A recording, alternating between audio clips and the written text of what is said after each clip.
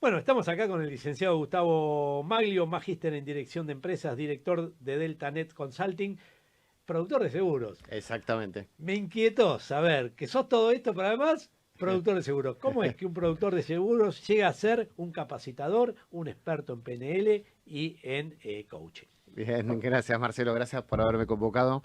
Bueno, la verdad que yo hice toda una trayectoria de años y en un momento yo emprendí, fue cuando fundé DeltaNet Consulting, dedicada a todo lo que es coaching y capacitación y también en su momento a seguros e inversiones. Y ahí me hice productor hace muchos años. Muchos años estuve trabajando como productor, liderando un grupo de productores también. Y ahí estudié coaching y estudié también programación Ujú. neurolingüística. Vi que eran dos herramientas muy interesantes para esta actividad y finalmente me decidí por seguir más que nada capacitando y haciendo coaching para productores, para compañías de seguros, porque me parecía que era algo interesante y necesario. Delta Consulting, para aquellos que no sepan, tiene un montón de compañías de seguros que requieren sus servicios, o sea que algo encuentran en tu empresa, Sí. la cercanía tal vez entre la programación neurolingüística, el coacheo de productores con tu experiencia pasada de productor. Te pregunto, este es un momento, voy a verlo un poco en primera persona, un poco tenso. Los Ujú. clientes llaman por teléfono, te mandan mail, te escriben WhatsApp, todos enojados, que aumenta la suma, que aumentan los precios, que la compañía, que los productores, que la letra chica. La verdad, yo tengo 40 años de actividad. A veces me replanteo y digo, che, empieza a ser duro esto. ¿Cómo evaluás este momento que a vos te toca percibirlo desde la capacitación? Bien, interesante. Bueno, básicamente es un momento de incertidumbre. La incertidumbre lo que despierta en nosotros son una serie de emociones que no son muy satisfactorias, como el miedo, el enojo, con lo cual hay que hacer frente a esto.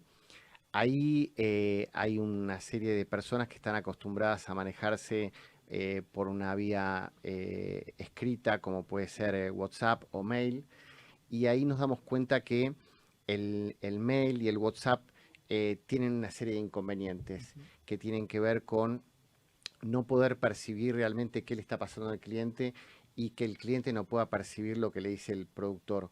Con lo cual la idea es siempre subir el nivel de la comunicación, o sea, poder establecer una comunicación telefónica o poder hacer una reunión presencial o poder hacer una reunión por Zoom o por una videoconferencia.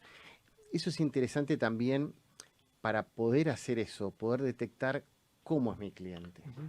Esto es interesante lo que mencionás porque parecería que no todo debe, una conversación que empieza en WhatsApp, si yo veo que no prospera, si veo que no me puedo entender, yo solo tendría que saber para dónde migrar esa conversación y cómo es la escalerita para llegar finalmente a la conversación que nos permita entendernos o no, pero por lo menos en el ámbito más adecuado. Exactamente, Ujú. exactamente. Tenemos que saber que siempre hay que subir el nivel de la comunicación y por otro lado, cada productor debería tener en algún lugar agendado cómo es mi cliente. ¿Es más visual? ¿Es más auditivo o es más kinestésico? Explícamelo claramente en la práctica cómo es un cliente visual, uno kinestésico y uno auditivo. Bien, básicamente la programación neurolingüística define que las personas tenemos un sistema representacional preferido, que puede ser visual, auditivo o kinestésico. El visual es el que prefiere ver las cosas para poder entenderlas. Ujú. El auditivo prefiere escucharlas para poder entenderlas y el kinestésico prefiere experimentarlas, prefiere estar en contacto con las cosas para poder entenderlas. Ujú. El tema es que para poder darme cuenta cómo es mi cliente, yo voy a fijarme en una serie de indicadores. Básicamente los indicadores son 7. Ujú. El primero es el ritmo en el que habla. El visual habla más rápido que el auditivo y más rápido que el kinestésico. Segundo, las palabras que usa. El visual usa palabras que tienen que ver con imágenes, como ver a primera vista. El auditivo usa palabras que tienen que ver con la audición y con el habla, como escuchar, si oye bien, prestar el oído. Y el kinestésico habla con palabras que tienen que ver con sentimientos, sensaciones, emociones, como sentir, sentido común. Ujú. Después está la fisiología. ¿Cómo se sienta? Un visual se sienta en la punta de la silla y por otro lado no apoya todo el pie. Y por otro lado, un auditivo se sienta poniendo la espalda en el respaldo, pero con la cabeza de costado poniéndome el oído. Y un kinestésico se sienta con la espalda de esta manera, más relajado, más hacia atrás, o en posición fetal. Eso me va a dar una idea de cómo es la persona, a su vez, cómo gesticula. Un visual gesticula de esta manera, un auditivo gesticula de esta manera, como si estuviera cortando pan lactal. Un kinestésico gesticula de esta manera. Por otro lado, me voy a fijar en el volumen de voz. El volumen de voz del visual es distinto del auditivo, es distinto del kinestésico. El tono de voz, que puede ser agudo, medio grave.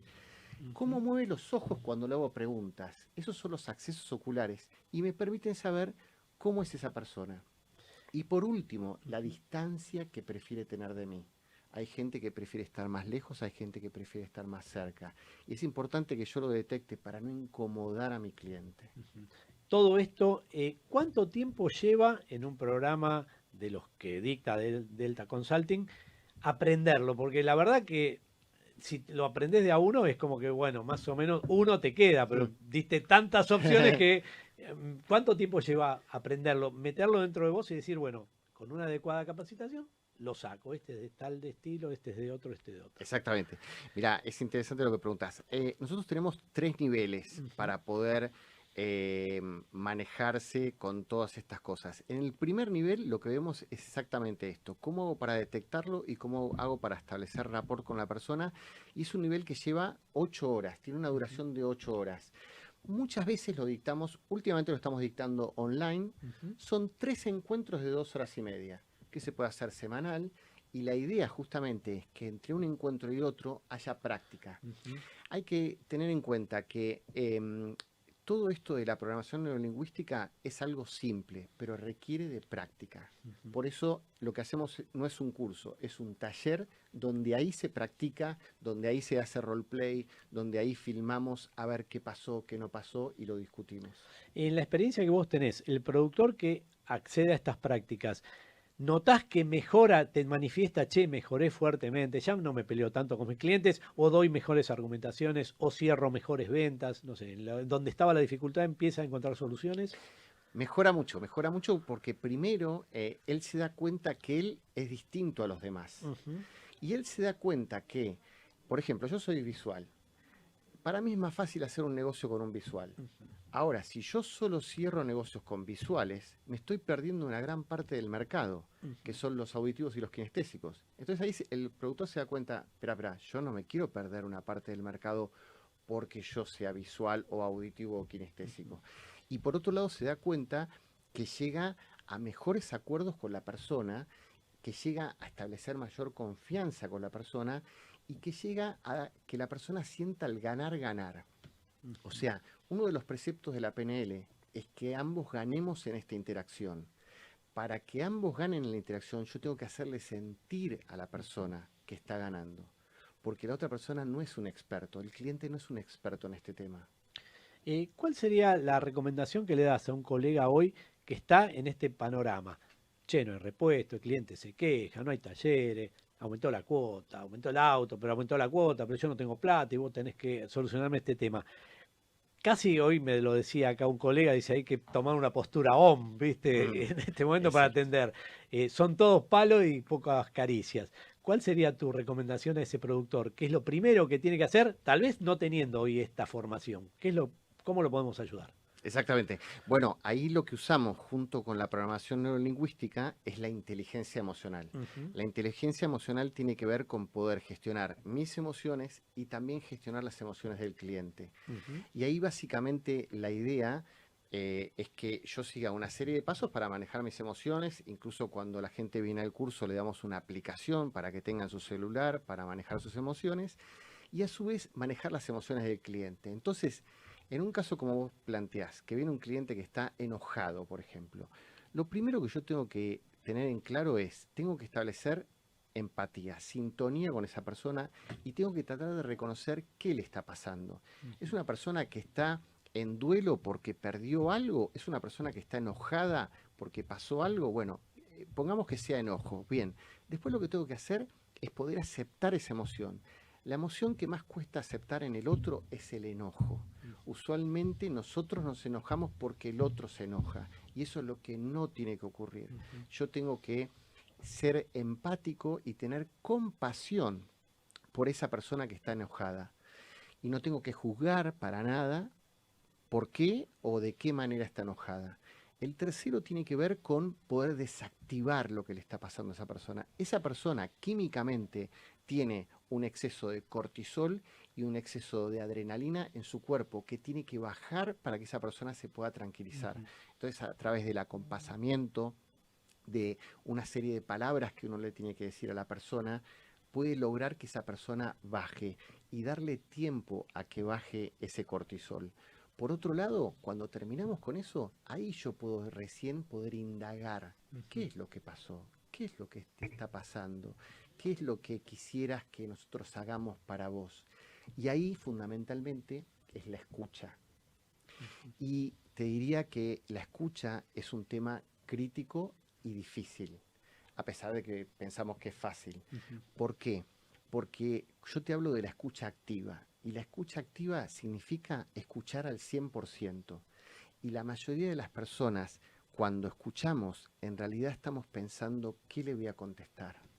Claro. Y no estoy escuchando realmente lo que él me dice. Ujú. Entonces, lo que nosotros siempre recomendamos en este tema de la escucha, aparte de que hacemos un test para saber cuáles de los temas están fallando en la escucha, es poder frenar el diálogo interno. Ahora yo me voy a dedicar a escucharte. Después voy a pensar en qué te contesto, cómo Ujú. solucionar el problema, pero hoy, en este momento, me dedico a escucharte. Bueno, Gustavo Maglio, el tema da para muchísimo más. Seguramente vamos a volver a conversar contigo. Agradecemos que hayas venido al programa, que darle al programa tal vez una voz diferente. Creo que nunca habías venido a Tiempo de Seguros No, y no tampoco te he escuchado en algún otro programa, pero es bueno que esas notas o esas voces se escuchen porque creo que hay avidez del otro lado por escucharlas. Gracias gracias. por haber participado. Muchas gracias, Marcelo. Vamos a la tanda y ya estamos casi terminando con Tiempo de